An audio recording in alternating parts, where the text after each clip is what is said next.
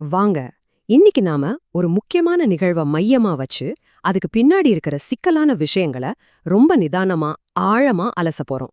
சமீபத்துல Donald Trump மேல நடந்த ஒரு தாக்குதல் முயற்சி நம்ம எல்லார்கிட்டயும் பல கேள்விகளை எழுப்பியிருக்கு.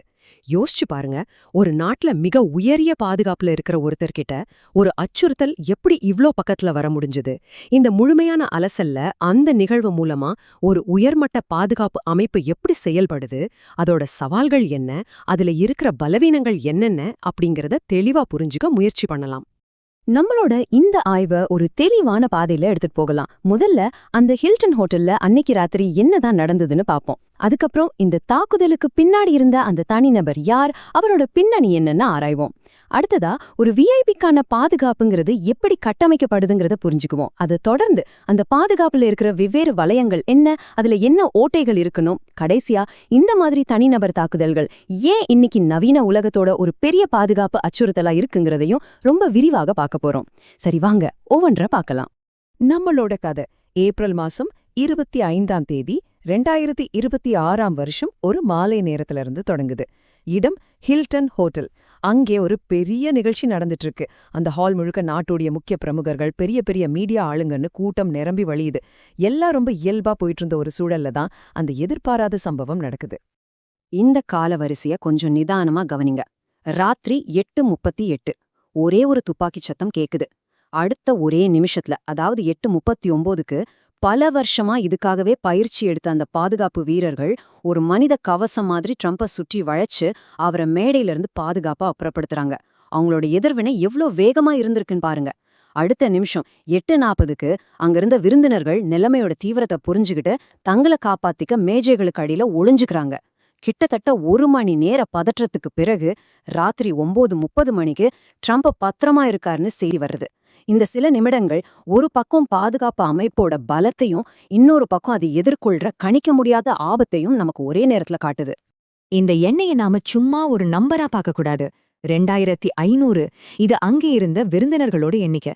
ஆனா ஒரு பாதுகாப்பு நிபுணரோட கண்ணோட்டத்துல பார்த்தா இது 2500 விதமான சாத்தியக்கூறுகள்.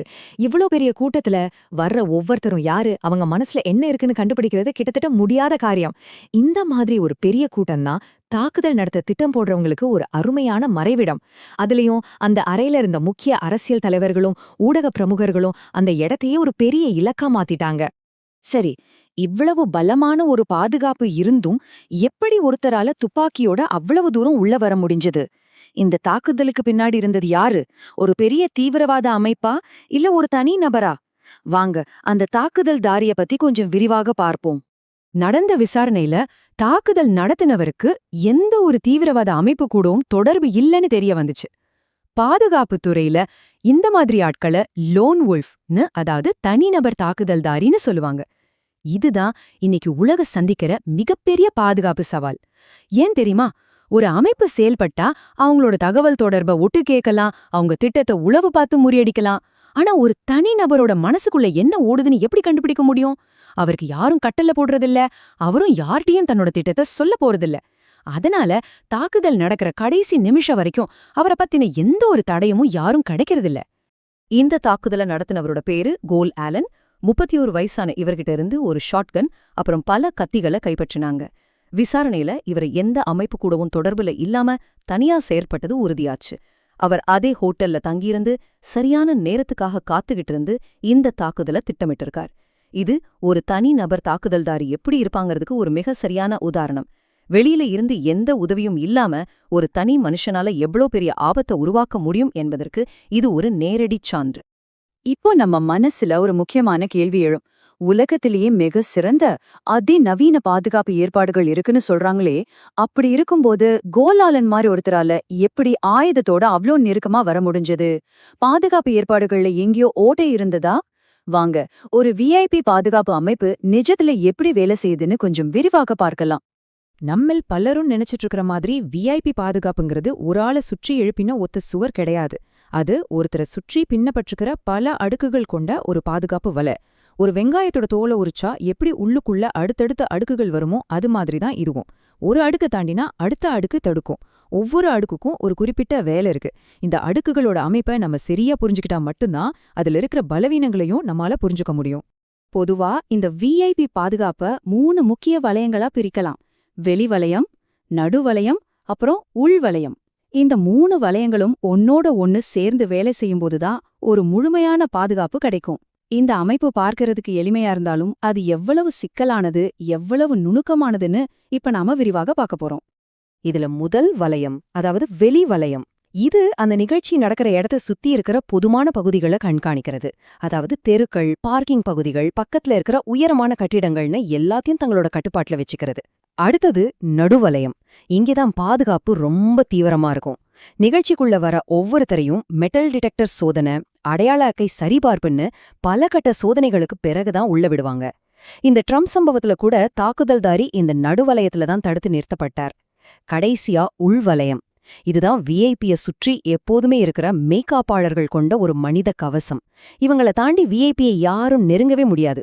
ஆனா இந்த ஒவ்வொரு வளையத்திலையும் சில உள்ளார்ந்த பலவீனங்கள் இருக்கு.